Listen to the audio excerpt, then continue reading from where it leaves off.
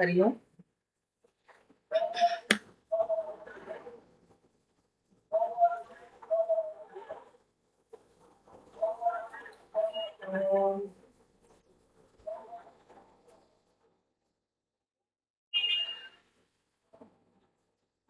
ओम नमो भगवते वासुदेवाय। नारायण नारायण नारायण नारायण नारायण नारायण नारायण नारायण नारायण नारायण नारायण नारायण नारायण नारायण नारायण नारायण। श्री गुरुवायूरप्पा शरण। श्री हरे नमः। स्वामी शरणमय्यप्पा। अगजानन पद्मार्कं गजानन महर्निशम् अनेकदं तं भक्तानां एकदं तम् उपास्महे। ओम श्री महागणपतये नमः। गुरवे सर्वलोकानां भिषजे भवरोगिणां निधये सर्वविद्यानां श्री दक्षिणामूर्तये नमः। अस्मद्गुरुचरणारविन्दाभ्यां नमः। ज्ञानानन्दमयं देवं निर्मलस्फटिकाकृतिम् आधारं सर्वविद्यानां हयग्रीवमुपास्महे। श्री हयग्रीवमूर्तये नमः। सरस्वती नमस्तुभ्यं वरदे कामरूपिणी विद्यारम्भं करिष्यामि सिद्धिर्भवतु मे सदा। श्री महासरस्वत्यै नमः। उमाकोमलहस्ताब्ज सम्भावितललाटकं हिरण्यकुण्डलं वन्दे कुमारं पुष्करस्रजं வெற்றிவேல் முருகனுக்கு அரோகரா। कोमलं पूजयन् वेणुं श्यामलोऽयं कुमारगः वेदवेद्यं परब्रह्मं पासतां पुरतो मम। पीताम्बरकरविराजित शङ्खचक्र कौमोदकी सरसिजं करुणासमुद्रं राधासहायमतिसुन्दरमन्दहासं वातालयेशं हृदि भावयामि। श्री कृष्ण गोविंद हरे मुरारे हे नाथ नारायण वासुदेव। श्री कृष्ण गोविंद हरे मुरारे हे नाथ नारायण वासुदेव। श्री कृष्ण गोविंद हरे मुरारे हे नाथ नारायण वासुदेव।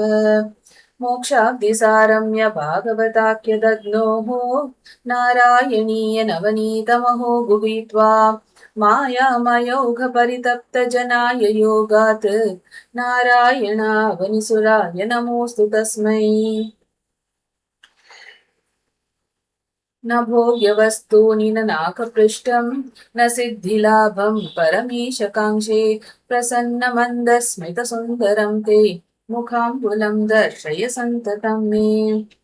सान्द्रानन्दावबोधात्मकम् अनुपमिदं कालदेशावधिभ्यां निर्मुक्तं नित्यमुक्तं निगमशतसहस्रेण निर्भास्यमानम् अस्पष्टं दृष्टमात्रे पुनरुरुपुरुषार्थात्मकं ब्रह्मतत्त्वं तत्तावद्भाति साक्षात् गुरुपवनपुरे हन्तभाग्यं जनानाम्।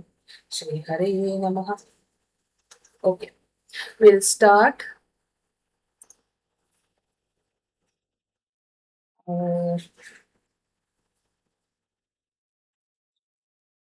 Which one will we do?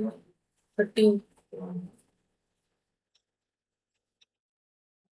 We'll start the 14th Dashakam, Kapila Avataraha. We have done till third one. We'll do the fourth one today. Okay.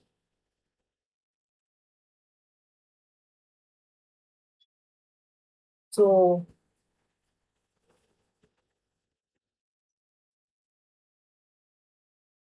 who will repeat? Ma Ambuliji.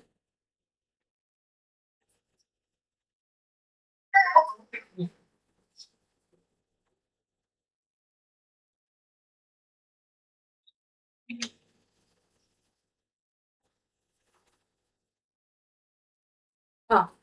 स्तुवते पुलकावृताय तस्मै। Ambuliji. स्तुवते पुलकावृताय तस्मै। Can you hear?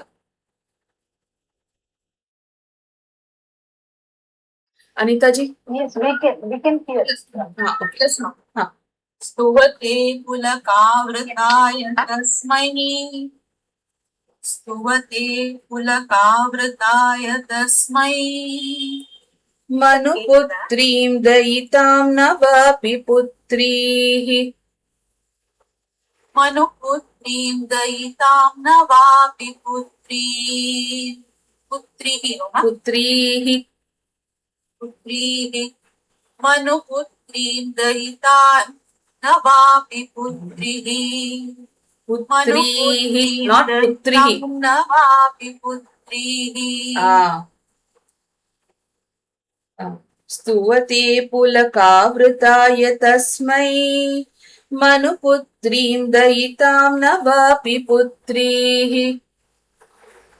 स्तुवते पुलकावृताय तस्मै मनुपुत्रीं दयितां न वापि पुत्रीः स्तुवते पुलकावृताय तस्मै मनुपुत्रीं दयितां न वापि पुत्रीः कपिलं च सुतं स्वमेव पश्चात् कपिलं च सुतं स्वमेव पश्चात् कपिलं च सुतं स्वमेव पश्चात् स्वगतिं चाप्यनुगृह्य निर्गतो भूः स्वगतिं चाप्यनुगृह्य गृह्य न चाप्यनुगृह्य अनुगृह्य so it is nugrihya चाप्यनुगृह्य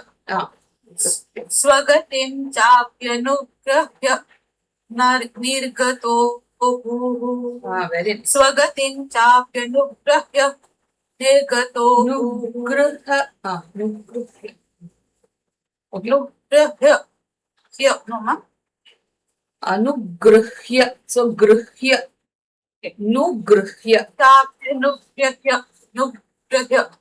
स्वगतिं चाप्यनुगृह्य निर्गतो भूः स्वगतिं चाप्यनुगृह्य See here what you do is when you are chanting no swagatim chapyanu till that you say then grihya it will become easy for you like Okay. swagatim chapyanu okay grihya nirgato bhuh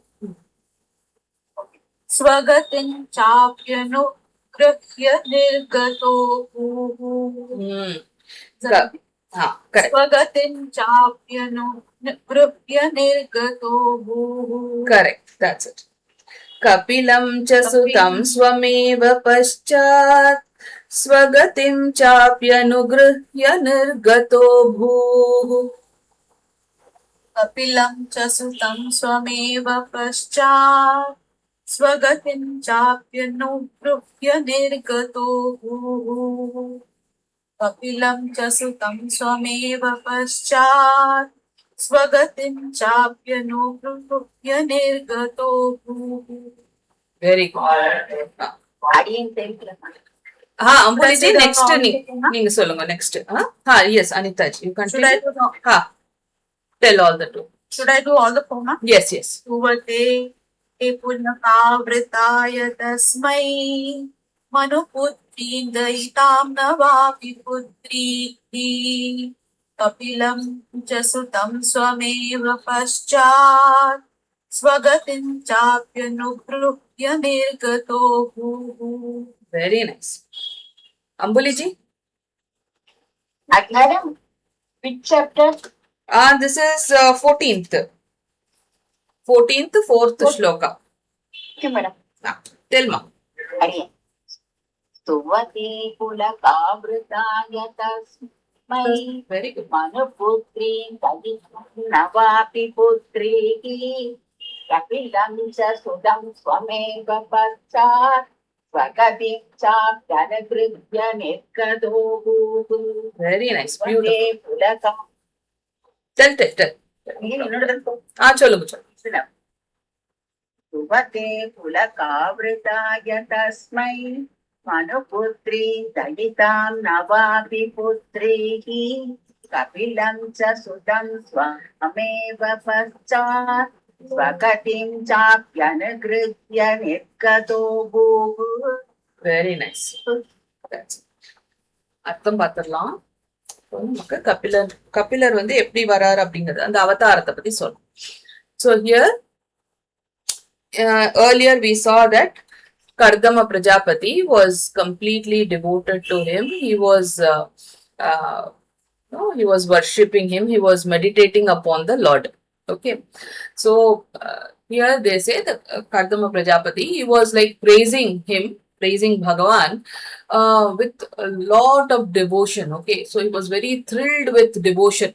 To that extent he became. Okay, and then what happened? Bhagavan came. Bhagavan gave his darshan and he blessed him. What did he bless him? He said that he would have Manu's daughter. Okay, Manu's daughter Devahuti as his wife. Okay, so he blessed him that, and he also blessed that he would be blessed with 9 daughters. Okay, and Bhagavan himself will be born to him, to Kapila, okay, as his son. Okay, finally he will be born to him as his son. So so that he can attain union with Bhagavan. Okay, so Kardama Prajapati would attain union, that is, he can merge with Bhagavan. Okay, so for that he will appear himself as his son. So that is what. So he blessed him. So Kardama Prajapati was very thrilled with devotion, as he was singing his praises and he was completely meditating upon the Bhagavan. Then after that, Bhagavan came, he gave his darshan, and he also blessed that he would be wedded to Devahuti, who is the son of, who is the daughter of Manu and Swayambhuva Manu. Okay, and he would also be blessed with 9 daughters, and after that he himself would be born to him as their son, so that finally he can he can merge with Bhagavan. So for that he will be appearing, he will take the avatara. Okay, so that is what is the 4th one. Next, 5th one. The Bhagyaji is not there, then it's my turn. Then okay, I think Bhagyaji is not there. You go ahead.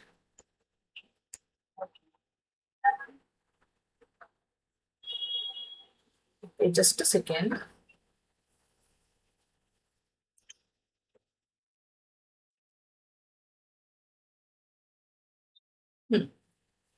Okay.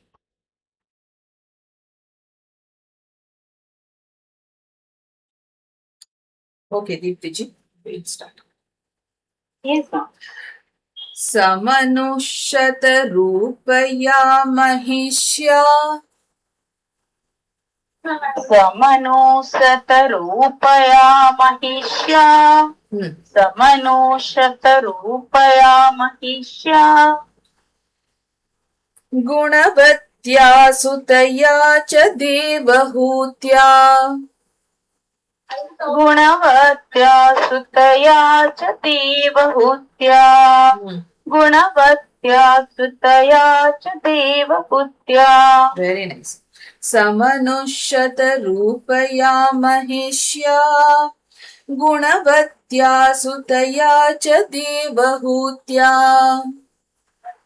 समनुषतरूपया महिष्या गुणवत्या सुतया च देवहूत्या समनुषतरूपया महिष्या गुणवत्या सुतया च देवहूत्या. Okay. भवदीरित नारदोपदिष्टः भवदीरित नारदोपदिष्टः भवदीरित नारदोपदिष्टः. Very nice. समगात् कर्दममागति प्रतीक्षम्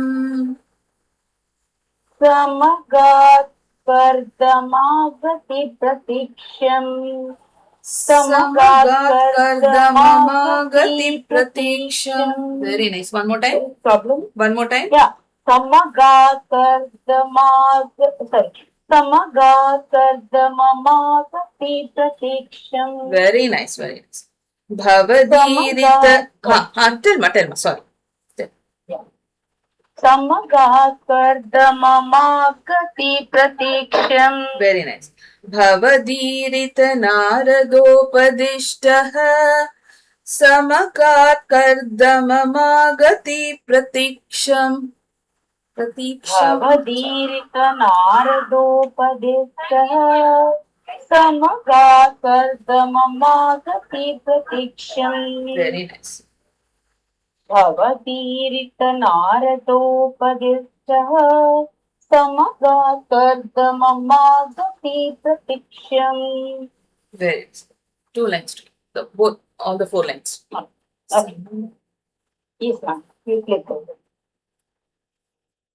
it. Tell ma. Tell. Okay. समनुशतरूपया महिष्या गुणवत्यसुतया च देवपूत्या भवदीर्ति नारदोपदिष्टः समगातर्दममगति प्रतीक्षम् Very nice. समनुशतरूपया महिष्या गुणवत्यसुतया च देवपूत्या भवदीर्त नारदोपदिष्टः समगातर्दममागति प्रतीक्षम्. Very nice. Beautiful. Next, after Deepti ji. Kamala ma'am. Kamala ji. Tell. समनुक्षतरूपया महिष्या गुणवत्या सुतया च देवहूत्या भवदीरित नारदोपदिष्टः समगाकर्दममागति प्रतीक्षम्. Very nice. Beautiful. Let's see the meaning for this.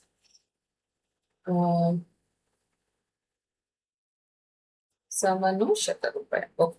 So here, this Manu, that is Swayambhuva Manu.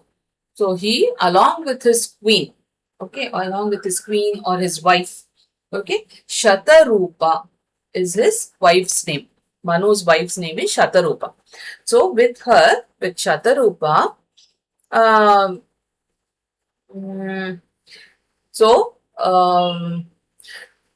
they were both advised. They were both advised by sage Narada to offer their daughter Devahuti to sage Kardama. Okay, so sage Narada came and he said this. He said that give your daughter to Kardama Prajapati. Okay, to sage as his wife.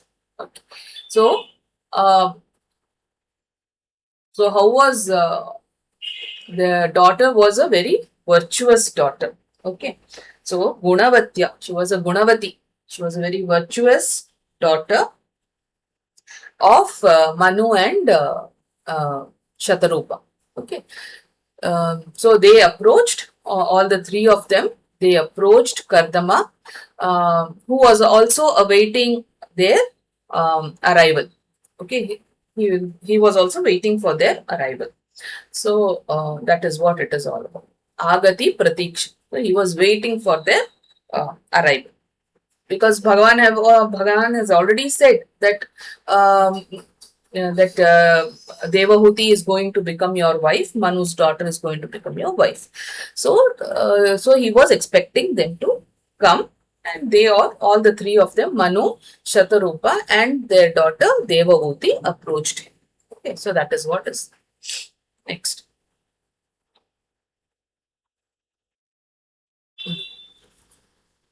After that, who is that? Lakshmi ji? Yes, ma'am.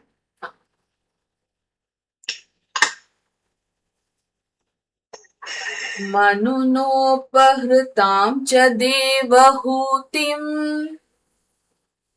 Manunopahritam cha devahutim. मनुनोपकृतां च देवहूतिम् देवहूतिम् मनुनोपकृतां च देवहूतिम् very good तरुणीरत्नमवाप्य कर्दमोऽसौ तरुणीरत्नमवाप्य कर्दमोऽसौ तरुणीरत्नमवाप्य कर्दमोऽसौ so मनुनोपहृतां च देवहूतिम् तरुणीरत्नमवाप्य कर्दमोऽसौ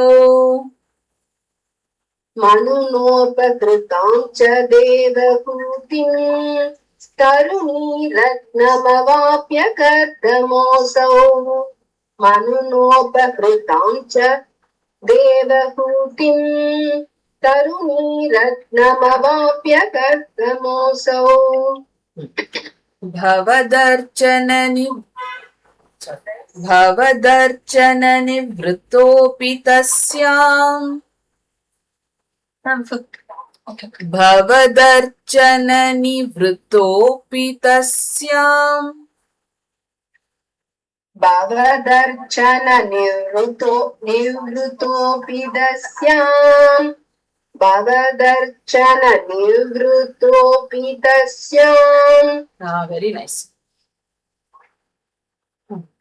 दृढशुश्रूषणया दधौ प्रसादम्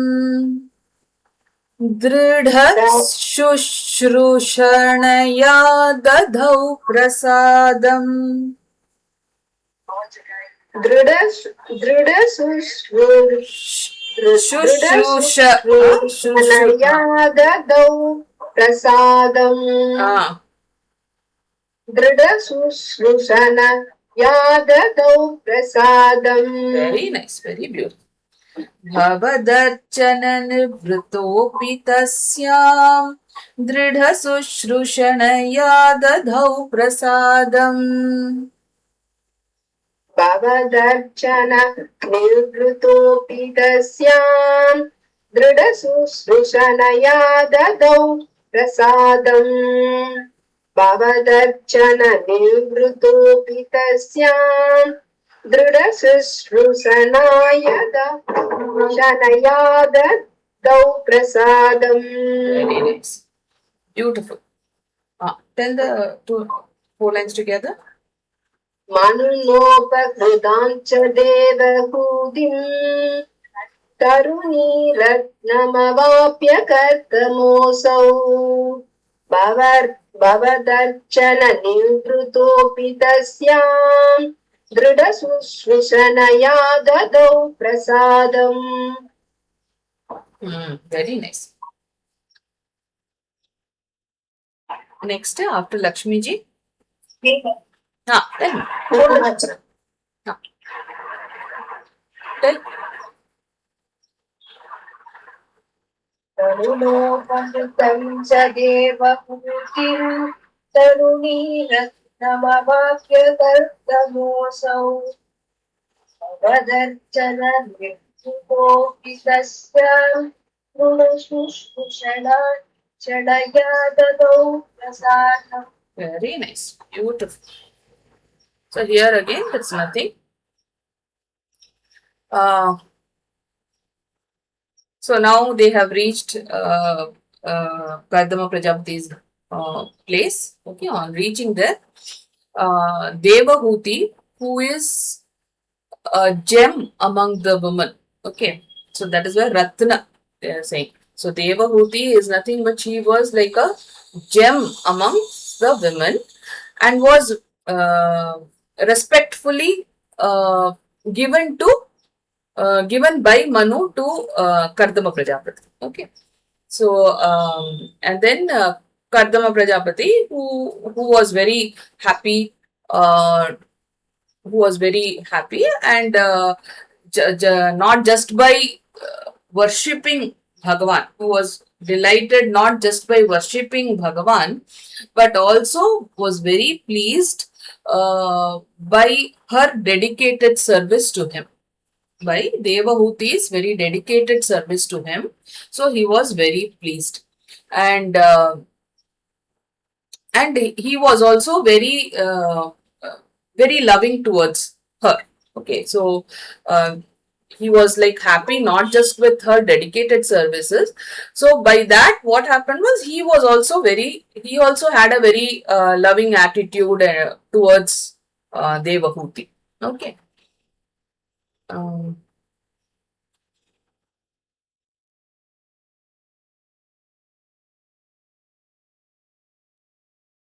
so that is what it is. We'll go to the seventh one. Prema. Premaji. Seventh one, no?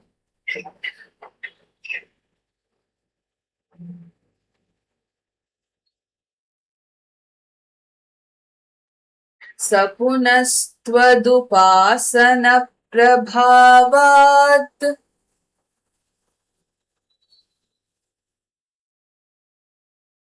Premaji? Mute lurking high. Madam, sorry. Okay. 2 times I read. Okay. Sapunastvadupasana prabhavad. Very good. Sapunastvadupasana prabhavad. Daita kama कृते विमाने. Daita kama कृते विमाने. Daita kama कृते विमाने. Very nice. सपुनस्त्वदुपासन प्रभावात् दयिता काम कृते विमाने. Sapunastvadupasana prabhavat. Daita kama कृते विमाने. Sapunastvadupasana prabhavad. Daita kama कृते विमाने. Very nice. वनिता कुल संकुलो नवात्मा. वनिताकुल संकुलो नवात्मा. वनिताकुल संकुलो नवात्मा.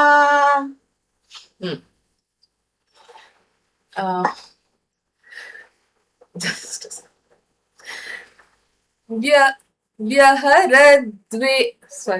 व्यहरद्देव पथेषु देवहूत्या. व्यहरद्देव पदेषु करेक्ट. व्यहरद्देव पथेषु देवहूत्या. व्यहरद्देव पदेषु देवहूत्या. Correct.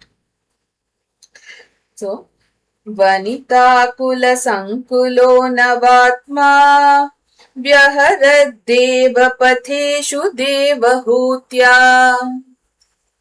वनिताकुल संकुलो नवात्मा व्यहरद्देव पदेषु देवहूत्या. वनिताकुल संकुलो नवात्मा व्यहरद्देव पदेषु देवहूत्या. Very nice. All the lines together. Okay. Sapunastvadupasana prabhavat. Daita kama कृते विमाने. वनिताकुल संकुलो नवात्मा व्यहरत् देवपदेषु देवहूत्या. Very good. Again, one more time. Okay, tell. Tell ma. Sapunastvadupasana prabhavad. Daita kama कृते विमाने. वनिताकुल संकुलो नवात्मा व्यहरद्देव पदे सुते देवहूत्या. धन्यवाद. हाँ. प्रतिमा படிக்கிறியா இல்லையா? ஓகே प्रतिमा. हाँ. प्रतिमा जी. सपुनस्वदुपासन प्रभावात् दयिता कामकृते कृते विमाने वनिता कुलसङ्कुले नवात्मा व्यहरद्देवपथेषु देवहूत्यै पूत्या. हूत्या. இங்க வனிதா குல சங்குலோ. ஓகே. वनिता कुल संकुलो नवात्मा व्यहरद्देव पथेषु देवहूत्या. Okay, tell that line again. वनिता कुलसङ्कुलो नवात्मा व्यहरद्देवपथेषु देवहूत्या. Very nice, wonderful, wonderful.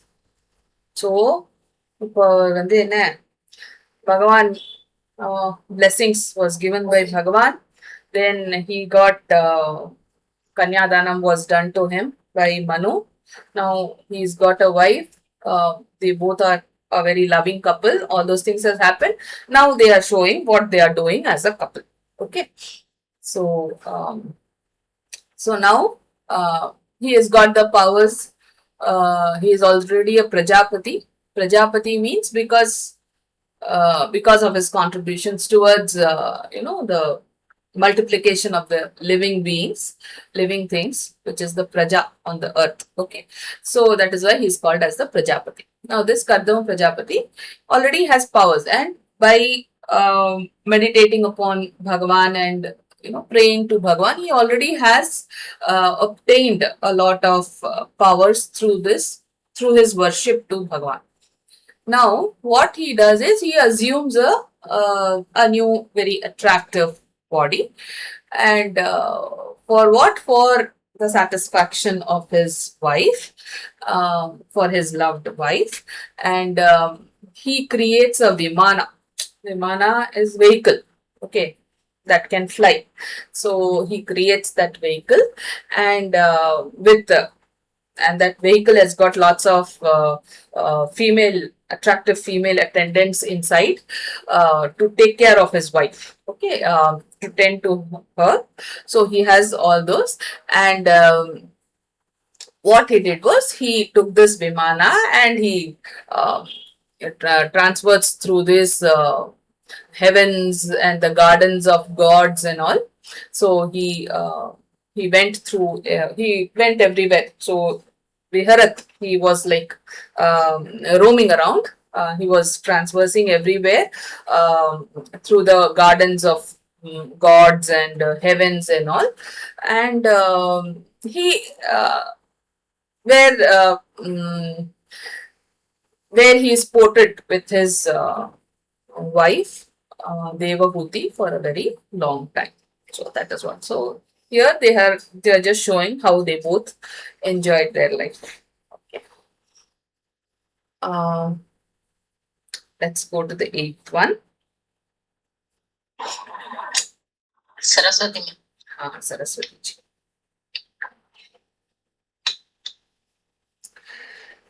शतवर्षमथ व्यतीत्य सोऽयम्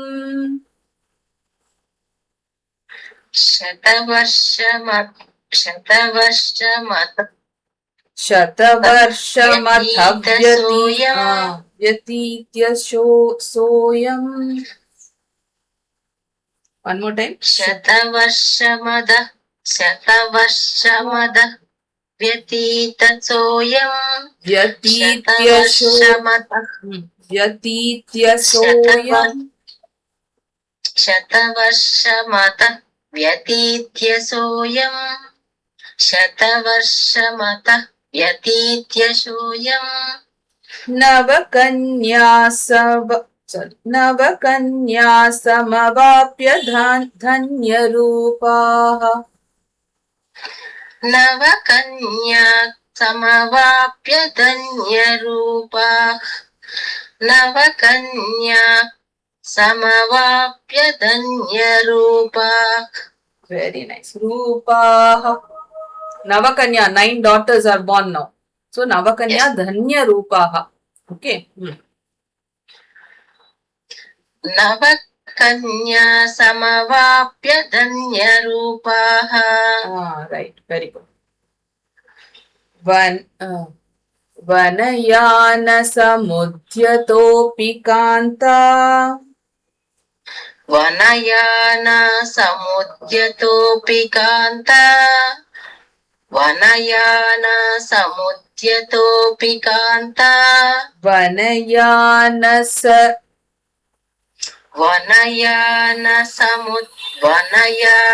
समुद्यतोऽपि कान्ता वनयान समुद्यतोऽपि कान्ता Hitakritvajjananotsuko न्यवात्सीत्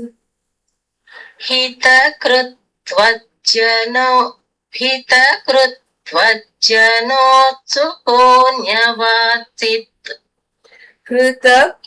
हितकृत्वज्जननोत्सुको नोत्सुको न्यवात्सीत् हितकृत्वज्जनोत्सुको न्यवात्सित् वासीत् व्यात्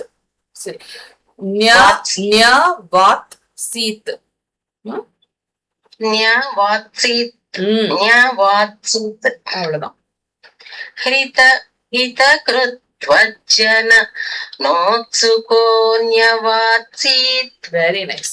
हितकृत्वज्जनोत्सुको न्यवात्सित् वनयानसमुद्यतोऽपि कान्ता हितकृत्वज्जननोत्सुको न्यवात्सीत् वनयानसमुद्यतोऽपि कान्ता हितकृत्वज्जनोत्सुको न्यवात्सित् Very nice. वनयानसमुद्यतोऽपि कान्ता हितकृत्वज्जनोत्सुको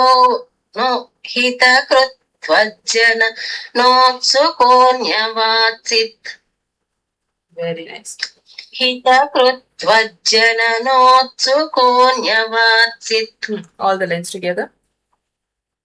शतवर्षमदः व्यतीतसोऽयं नवकन्या समवाप्य धन्यरूपाः नवकन्या समवाप्य धन्यरूपाः वनयान समुद्यतोऽपि कान्ता हितकृत्वज्जनोत्सुको न्यवात्सित् Very nice. Next, after Saraswati ji. Ambuli. Tell. Adiyan. Tell ma. Ambuli ji.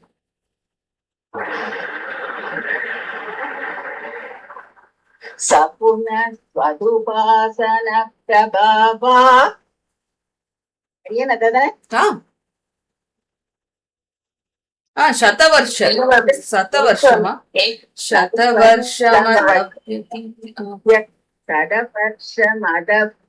Shatavarshamadatvyavityasoyam Navakanya samavapya dhanyarupaka Vanayana samudyatopi Kantahidakritvajjanano suko navasit Vanayana samudyatopi kanta. First part is still kanta. Adiyan. Vanayana samudyatopi kanta Hidakritvajjanano suko navasit Very nice. Sadavarshamadatvyavityasoyam Navakanya samavapya धन्यरूपाः वनयान समुद्यतोऽपि कान्ता Vidakritvajanano Sugonyavasi. Okay, right. Let's see the meaning for this. Now, like this with his wife happily, he spent 100 years, Shatavarsha, 100 years. After spending 100 years, thus what happened? He got, and during this time, he also had 9 very beautiful daughters. Okay. And Kardama he wanted to take an, now he has lived enough, so he wanted to take up an ascetic life. Okay. So, and retire into the forest. Um, so, but again, yielding to his wife's wishes, and they both wanted, they were both very eagerly waiting for their arrival of their son.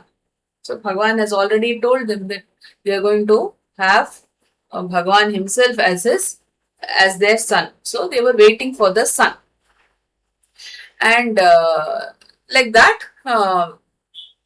they were eagerly waiting for him, and thus the time went on. That's it. Okay. So now 100 years have passed.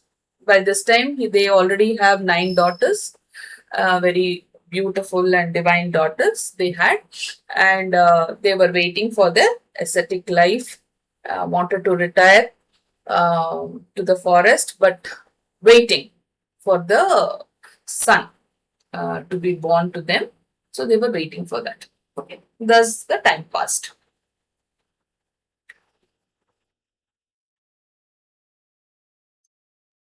So that is what. He actually wanted to go for Vanaprastha, but Vanaprastha ashrama. But then again, he had to postpone that because of the fact that Bhagwan had to be born to them. So that is what. Okay. Next, the 9th one. Anita. Anita.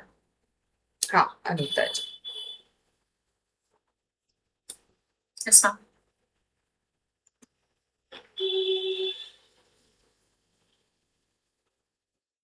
Just a moment, Anita ji. After Anita ji, who is there? Deepika ji. Next, madam. Anita, I am done. Deepti ji. Acha, okay. Anita ji.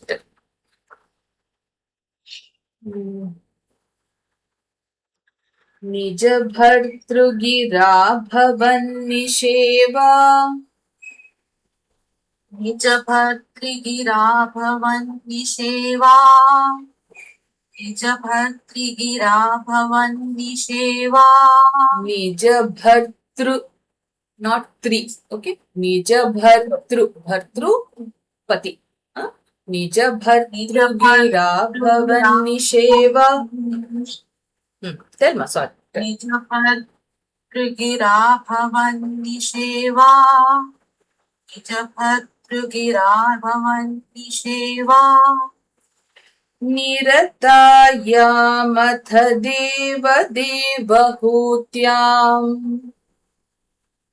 निरतायामथ देव देवहूत्याम् निरतायामथ देव देवहूत्याम्. Very nice. निज भर्तृगिरा भवन निषेवा निरतायामथ देव देवहूत्याम्.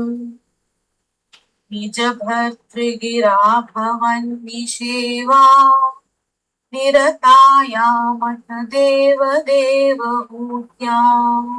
Very nice. निज भर्तृगिरा भवन निषेवा निरतायामथ देव देवहूत्याम्. कपिलस्वमथ जय कपिलस्वमजायथा जनानाम्. कपिलस्त्वमजायथा जनानाम् कपिलस्त्वमजायथा जनानाम्. प्रथयिष्यन् परमात्मतत्त्वविद्याम्. प्रथयिष्यन् परमात्मतत्त्वविद्याम्. तत्त्वविद्याम् प्रथयिष्यन् परमात्मतत्त्वविद्याम्. Very nice. कपिलस्त्वमजा यथा जनानां प्रथयिष्यन् परमात्मतत्त्वविद्याम्. कपिलस्त्वमजा यथा जनानाम् प्रथयिष्यन् परमात्मतत्त्वविद्याम्. कपिलस्त्वमजा यथा जनानाम् प्रथयिष्यन् परमात्मतत्त्वविद्याम्. Very nice. All lines together. निजभर्तृगुरा भवन्ति सेवा निरतायामथ देवदेवहूत्याम्. कपिलस्त्वमजा यथा जनानाम् प्रथयिष्यन् परमात्मतत्त्वविद्याम्. Very good. Next, Deepti ji. निजभर्तृगिरा भवन्ति सेवा निरतायामथ देवदेवहूत्याम्. कपिलस्त्वमजा यथा जनानाम् प्रथयिष्यन् परमात्मतत्त्वविद्याम्. Very. Just seeing the meaning here. So now they are talking about the actual purpose of Kapila's avatara. Okay. So they are saying here, O Bhagavan, O Lord, to Devahuti. Okay. Devahuti was what he, on advice of her husband, she was always engaged in the worshipping of Bhagavan. Okay, so she was always engaged in that. So she was like her husband, she was also always worshipping Bhagavan. So, and now you were born to them as Kapila. For what were you born? You were born to teach this mankind how to attain the the supreme reality, the supreme being, how you are going to attain that supreme. So to give that advice, you were born. Okay, so that is what. So here Devahuti, who was also a very devout wife of Kardama Prajapati, was also, because of her husband or because of the advice of her husband, she was also always engaged in Bhagavan's, worshipping Bhagavan. She was always engaged in that. And Bhagavan was born to them as Kapila, and to teach the mankind the knowledge of the supreme truth. That is what they are saying. Okay. Parama Atma Tattva Vidya. So, to the knowledge of the truth, the Paramatma, okay, the supreme being, the knowledge of that ultimate truth of the supreme being, to teach the mankind about this, you were born. Okay, so that is what. Now his birth is done. The 10th one. Next, who is there? Lakshmi. Kamala. Kamalaji. Kamala.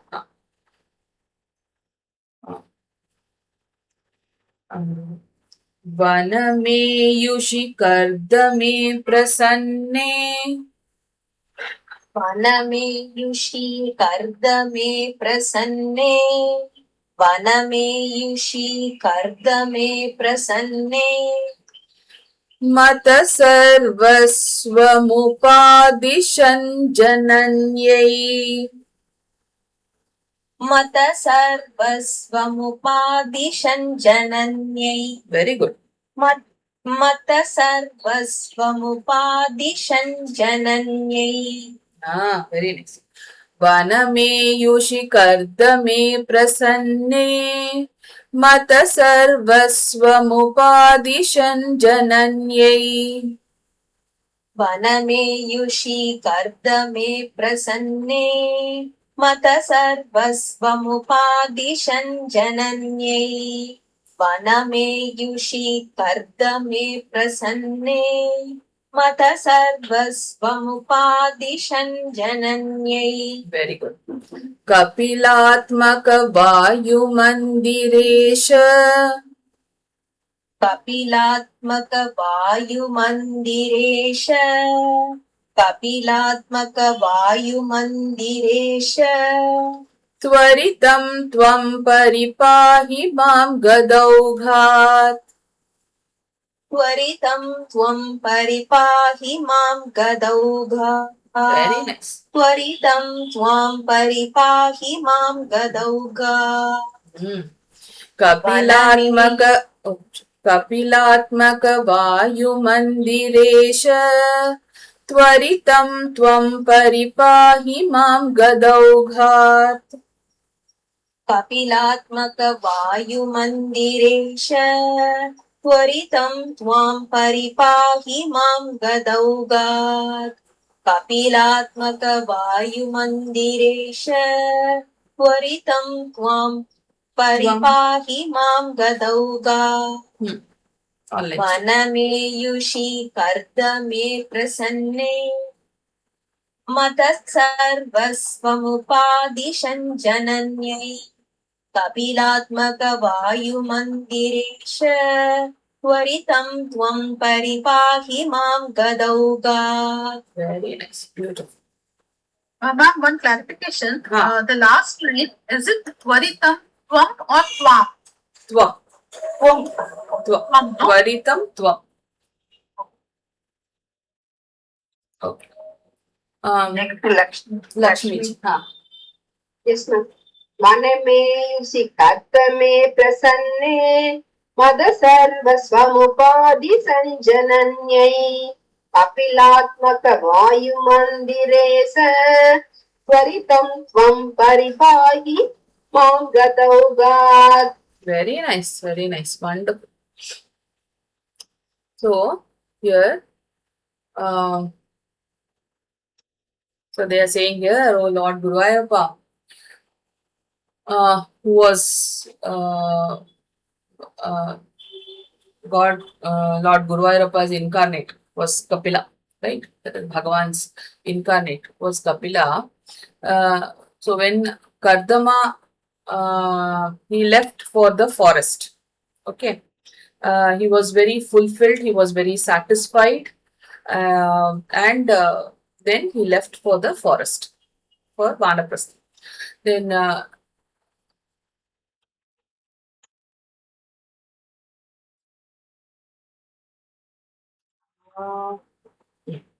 so for the Vanaprastha ashramam, he left. He was very satisfied, happy, and he was very fulfilled. That is what is the sense of fulfillment. Now, Bhagavan, what he did was, he imparted the his philosophy. Okay, he imparted his very philosophy to his mother, that was Devahuti. Okay, so that is what he did. So that is what is the advice, or that is what we are supposed to learn from this Kapila Avatara, which is very important. That was the advice that he gave to his mother. That is what we will be learning in the next one. Okay, the Upadesha that he gave to his mother, that is what, okay, that teaching is very important. Now, then finally he says that Tvaritam Tvam Paripahi Mam Gadaugar. So, Bhagavan, immediately you come very fast, or hastily you come, and then you save me from all my ailments. Okay, so finally Bhattadri comes to his own point. He says all the story and then he comes back, and then he says, hastily you come and save me from all my ailments. That is what he says. Okay, so that is what is it. So the next Dashakam will be completely Kapila's Upadesha only, whatever Upadesha he gave to his mother. Okay. Madam, one request. Huh. Now we stopped Lakshmi, no? Next class we will start with Purnachandra. Okay, fine, we'll do that. Because otherwise, na, people won't get chance. Saraswati is last person. Okay, no problem. Taken. Thank Your you. advice is Thank- noted. Yeah, No suggestion. your suggestion is noted. Right. Okay, we'll do the Samapana Shloka. Namami Narayana Pada Pankajam Karomi Narayana Pujanam Sada Vadami Narayana Nama Nirmalam Smarami Narayana Tattvam Avyayam Narayana Narayana Narayana Narayana Narayana Narayana Narayana Narayana Narayana Narayana Narayana Narayana Narayana Narayana Narayana Narayana Shri Krishna Govinda Hare Murare He Nath Narayana Vasudeva Shri Krishna Govinda Hare Murare He Nath Narayana Vasudeva Shri Krishna Govinda Hare Murare He Nath Narayana Vasudeva Sarve Bhavantu Sukhinah Sarve Santu Niramayaः